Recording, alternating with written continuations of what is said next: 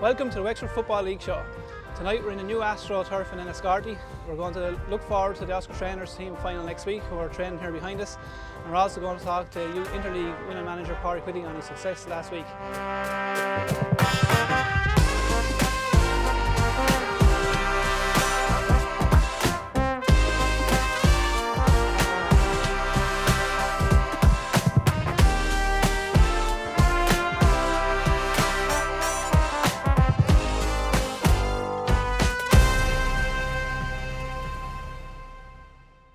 Well, Nick, we're here in the new Astro. Both were here last night in the freezing cold. The first game in the Premier under lights with North End versus Crossabeg. Good game.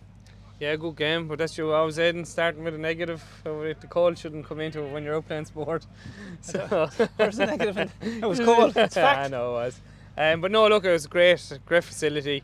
The game was a decent game, even though North End ran out 4-0 winners. Crossabeg were quite unlucky. The first two goals they conceded were just before half time, so obviously they had to open up and come out in the second half against North End. But look, it's a great facility, as you can see behind us there. The Oscar Traynors are training, so yeah, it's great.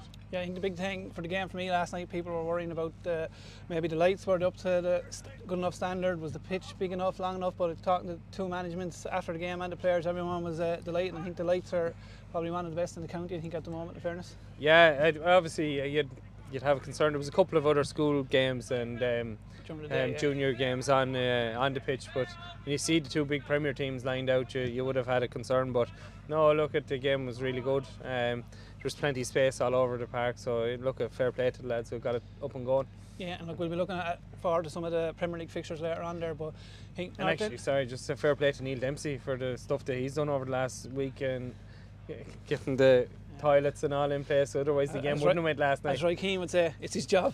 Well, yeah, I'm looking for a favour, Neil. Just back to the game, as I said, we look forward to a few fixtures next week, but for me the game last night was a bit, I think North End were at ease. I think came easy for them, but they didn't dominate Crossabeg at the same time. But I think the big thing that came up for me was the amount of players North End were missing, and yet they were comfortable enough during the game for the full 90 minutes. Yeah, sure, when you look and see what they had on the bench with Kieran Page, Spot, Gary, all on the page, all on the bench, should I say, and that's only to name a couple of them that weren't playing. It can be a little bit frightening for the other clubs when they see they do that. Crossabeg are always they're always well organised and things like that. But and I would agree with you. Crossabeg kept themselves in the game for a while, but they never seemed to really threaten. And look, North End, they did end up winning out handy enough. It was good to see John Pear. I'll say it, I thought John Pear was really good. It's probably one of the best games I've seen him play in a North End jersey. Rhys Murphy, I thought was really good in the back centre half. The other one I thought, I was a bit of a surprise when I seen him, but Maloney in midfield pushed out. He's played full back, and you would have been expecting him there. And what I liked about Maloney going into midfield, it actually gave North End a little bit of energy, and maybe with that energy created space for John to get him more involved and things like that. And so yeah, Gary has a lot of questions on who he's going to pick up next couple of weeks. Yeah, look, he have another Leinster Senior League game at the weekend again, Bohemians, but look, we'll leave that park there for now, and we want to get in Pádraig Whitty here to talk about his success last week. Welcome, Pádraig, to the best Astro in Wexford at the moment. It's one of them. It is the best one. I suppose, look, we have you here to talk about great success last Wednesday night. I suppose it'd be safe to say probably no one expected you to go up there and win. You had played them earlier in the tournament, hadn't you? We did. We played them earlier in the group stage, yeah. But look, we had a game plan, and we said to the lads, and they trained hard, and if we stick to the plan, we have a chance. And look, thankfully it went well, and it was a great win, and we deserved it. We were excellent on the night, all over the field, all 11, all 3-4 subs that came in, absolutely everyone dug in, and it was a great win for us. And as a manager and as a coach yourself, how did you, I suppose, convince the players after the defeat to them and the aura that they have as a team and as a league? How did you convince them that there is a chance you actually can put a game plan together and go and beat? Yeah, well look, I suppose there's a few things, like it was a 5-0 loss the first night, but the lads themselves played the game. Like, I mean, at half time it could have been 3-all. We opened them up a few times. We just needed to tighten up. So, like, and the lads have a sense of pride as well. They knew they could play better. So there was a couple of things, you know. There was that want in themselves to kind of, you know, it's a Leinster final. We've got nothing to lose here. We're coming in as the underdogs. If we stick to the plan, we've got a chance in this game. We knew we could get at them, but we had to tighten up defensively because they were an excellent team. So thankfully, you know, the lads had that in them. They wanted to do it, and now they're Leinster champions, and looking forward to an All-Ireland semi-final. Obviously, you were just saying there that was a 14, 15 player job on the night, but who's the big players on the night that really stood up to be counted? Yeah, it's a funny one, Aidan. I don't know. I could pick one out. Like, I really couldn't. All over the field, we were outstanding. Like, Philly Yates scored a goal. It was a fantastic individual goal. Troy Sinnott was the lone striker up against like a really fine Dublin defence, and he caused them a lot of problems with his running and work rate. All over the field, just a defensive unit. You know, we had Stephen Murphy in as the other 10. He was excellent. He's a really talented footballer too. Noah Byrne, Ryan Dempsey as kind of the 2 sixes were outstanding. All over the field, I mean, I would say, like, as a team, we didn't make a mistake in the game. So very difficult to pick anybody out. I'd have to give a shout out to Luke Holman, our left wing back. Jack Walsh didn't make it home from Australia. He was supposed to be home the weekend before, so we had to draft in Luke, and he had an outstanding game. The right winger for Dublin scored a hat-trick the first night. They switched him over to the other side because he wasn't getting any joy, you know. So it was a whole team effort. The 3 subs that came in, Richie Goff, Andy Kelly, Callum Fowler, you know, every single player. I couldn't really, it wouldn't be fair to the lads, you know, because they were all outstanding. And within the squad itself, Parry, what is the spread of clubs in the squad? Yeah, we've a good mix around the county. I think on the night itself we had 5 North End players start, 3 Gorey Rangers, 1 New Ross Town, 1 Fort Celtic, 1 Rosslare Rangers. The subs that came on were from Kilmore, Albion and North End player as well. A couple of Shamrock Rovers players on the bench, St Cormac's goalkeeper, some more Fort Celtic players, Camole and Celtic. So we've a good mix and they've gelled well, and yeah, it's good, you know. And what's next? Obviously, you're in the All-Ireland series now. Are they back into it as well, or are they out? No, so just the provincial winners. It's not like the men's one. It's just the provincial winners go through. So it's good, yeah. I think I got a lot of messages from Cork and Waterford and places thanking us and saying what a great win. So who are the other 3 left? Who's left from Munster? So Munster got held up. There was an appeal and the weather has kind of caused havoc. So that's only at semi-final stage. So I think Cork are playing Limerick and Kerry are playing Clare in the semi-finals in the next couple of weeks. Waterford are gone now? Waterford got beaten after extra time at the weekend. Their game, they were actually beaten Clare and there was a floodlight failure, and then there was an orange weather warning that got cancelled, and it was only played last weekend. I think Mayo won Connacht and Enniscorthy won Ulster, so the draw is tomorrow. Are always strong, in fairness. Enniscorthy are always strong, in fairness. Yeah, they are, and Mayo beat Galway on penalties in the Connacht one. So and the draw is it home or away or neutral venue? It's home or away. So I know the lads themselves will be hoping for an away trip to Enniscorthy or somewhere, but I think the coaches now would prefer a home draw, for sure. I'm sure the county board prefer a home draw too. Yeah. And look, thanks for that, Padraig, and well done to all the boys, and it's a great win for Wexford, and I think with the Oscar Traynors winning the Pat Whitty Trophy last year and in the final again this year, and the youths winning that, I think it just shows how strong soccer is in the county. So well done. Now we're going to look ahead to the Leinster final for the Oscar Traynor teams next Wednesday night, 29th in Carlow IT, Nick, is it? No, St Pat's. Oh, St Pat's. St Pat's Astro. Astro as well. Yeah. You're playing Kilkenny in the final. I'm sorry to introduce you first. This is Nick. He's part of the coaching team belong to Willie. Willie doesn't like doing media, so he sent Nick out to do it for him. So welcome, Nick. You've played Kilkenny already? We have played them in Ferry Carrick. Bet them 3-1, I believe. It's pretty much, when they played Carlow last week, it was pretty much the same team. So I think we know all about them. Look, if we play to our potential, and the Astros should suit us. Yeah, and last year, of course, Wexford are the defending champions. You were a new manager set up. Do you feel any pressure when you came in to at least get to that stage again? Oh yeah, of course there's pressure. But with that bunch of lads, they're capable of taking all the pressure off you. You just guide them and they do the rest for you. It's a great setup to be involved in. Willie's quite laid back, although you wouldn't believe it. Has me in there to keep him under control. Yeah, it's a good setup, no real pressure. We'll give it a good shot. against Kilkenny. I suppose the players will know each other. The Kilkenny team was presumably going to be backbone by the Evergreen and Freebooters and like the Bridge United have a couple on it as well, I think. I suppose Wexford probably fair to say backbone by Gorey and North End. Gorey and North End, couple of Forth, Celtic and Shamrock Rovers. That's the basis of I think it. did I see Paul Burns from Islegate train there? You did. You did, good yeah. to see Paul's someone from the lower divisions. yeah, nice, and he's done well in training. He's fighting for his place, to be fair. Yeah, and of course he has played in the Premier. He played full year for Shamrocks in the Premier. He's an outstanding goalkeeper, you know that. Yeah. Who else is a part of the management team? There's Con Mooney, Gavin, and Mark Ross, and Billy is doing the admin. Have you went to see Kilkenny? I know you've played them already. Have you went to maybe look at some of the Freebooters Evergreens game? Have you that deep into the homework? Or? I haven't been to see them. I think Willie's been to see them once, and my assistant in Bunclody has seen them a few times. So we're quite clued up on them, to be fair. We'll just concentrate on Wexford. Who's the? I don't want you to name the team now or anything. But, okay, good, because I don't know it. who be the players? If people are going to watch it, who are the players that want to be? Who are going to be the important players for Wexford on the night? I think, look, they're all more than capable.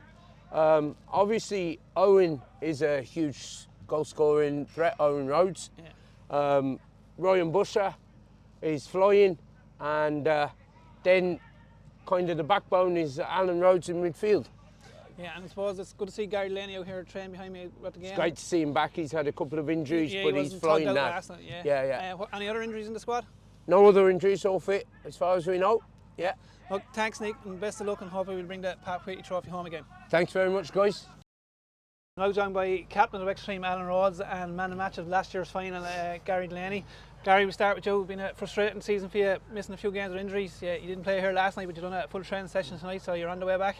Yeah, I started off the season, then I picked up a bit of a groin injury and had me out for 8 weeks, and then first came back I broke my ribs, so I'm only back training the last couple of weeks with that. So it's been frustrating, alright, but sure, look, if them things happen, so hopefully I'm on the right track now and get back going. Nicky was saying you might have a better chance getting on the Australian team because he was very impressed with Reese and Craig last night at centre back.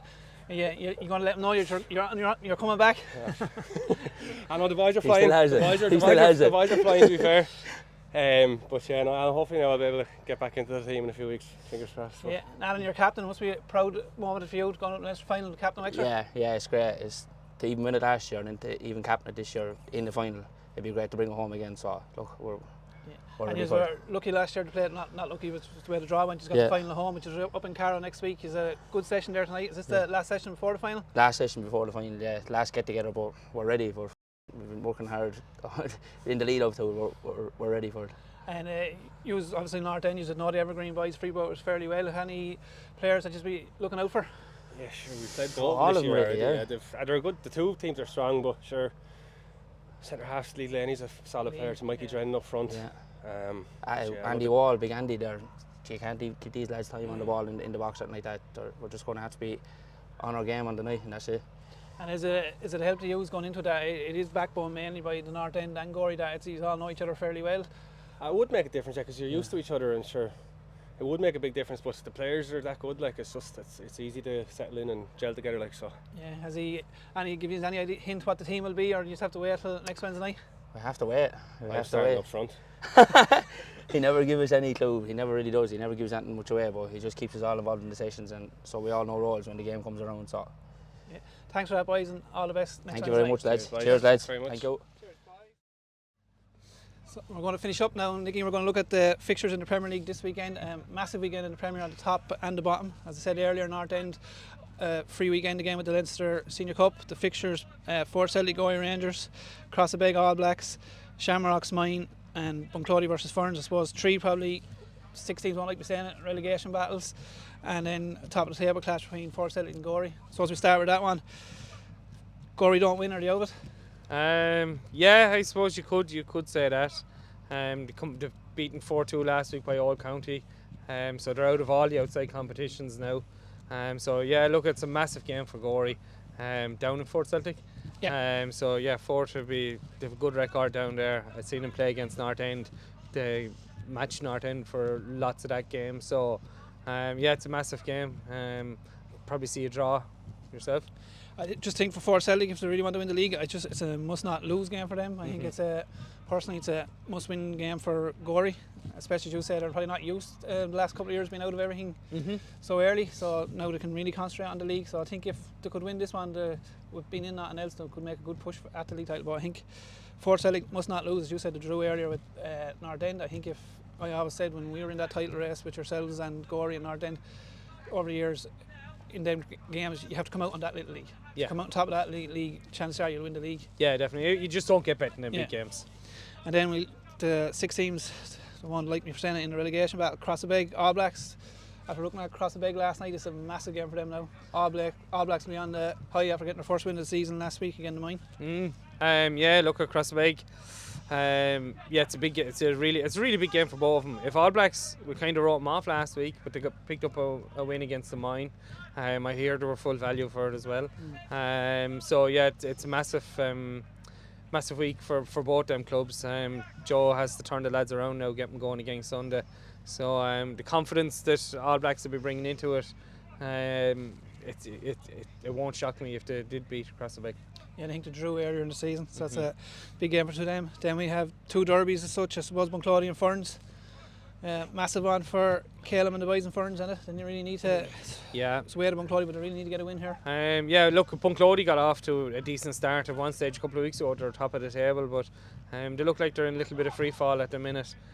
So Ferns would definitely be looking at trying to pick up 3 points here. And if they don't, I think they could be in trouble, especially if All Blacks and if the Mine get a result. So that'll really hurt Ferns. Then we've the Enniscorthy Town Derby, Shamrocks at home to the Mine. We both know this game takes on its own way of going, no matter what the league table says. But I suppose the league table will tell you, and everyone else will tell you. And it's hard to disagree with anyone that it's going to be a handy win for Shamrocks. Jesus, not from what I hear anyway. I hear Mine are out signing a lot of people. Another Brown, I think, is back with him. So there's not many of us left, so I don't know who it is. But no, look, it's a big game. A town derby, it can go anyway. I know, like even when we were at our strongest and you were after coming up, there were 1-0s, 1-all. So there's never ever going to be much between any of them. It's a game that really gets your blood going as a manager. I always was super excited. Looking at it this week, obviously you would have Rovers favourites. The lads are going really, really well, but it's just their firepower. They have 4 top-notch strikers in Rafi, Dapo. Well, Rafi's suspended, Sean Sean Fitzpatrick. So look at, they have goals. They've Eddie and Jono, who are all nice ages, backed up by your Jack Carroll's, all these lads. So look at, you would have to put Rovers, as a bookie, you'd put them slightly favourites, but if it was to come out a draw and Mine were sneaking 1-0, it wouldn't surprise me if you see somebody like John Timmins putting Shoddy back into the centre of midfield there for the Mine this week. And maybe Lucas Fitzpatrick getting in and around. You mentioned Sean and Lucas. I suppose that's a little side story to it. 2 brothers back from the League of Ireland, now going to be playing against each other in the Premier League. So that'll be hopefully Lucas made the wrong decision. Sean did. 2 of them should have come to the Mine. They should have. I look at, see what happens come Sunday, but you'll probably go to the Mine game, will you, Aidan? Yeah, no, probably won't go to any game. So I might head down to Gorey and Fort Celtic myself. Yeah, and look, I'm just going to finish up here now. I just want to encourage everyone, some massive games right through the league, and get out this weekend if you can to support them. I suppose big shout out to Bree, Gorey Celtic, and they're in the Leinster Junior Shield. It's Gorey Celtic, was it? Yeah, who won in the Leinster Junior Shield. I think 3 are in the quarter final of the Leinster Junior Shield. So all the best to them, and just encourage everyone. The weather's will be bad Friday, but it'll be good for Sunday to go out and support your local team. Sorry lads, I made a mistake there when we were discussing the Premier matches. I said the Mine Shamrocks game was a relegation game. It's obviously not for the Shamrocks lads. They're a top of the table clash. But the thing I found interesting, Nicky never pulled me up on it when I was talking about it. So obviously he believes Shamrocks are in a relegation battle, but it's an apology from me. Shamrocks are in the top of the table clash.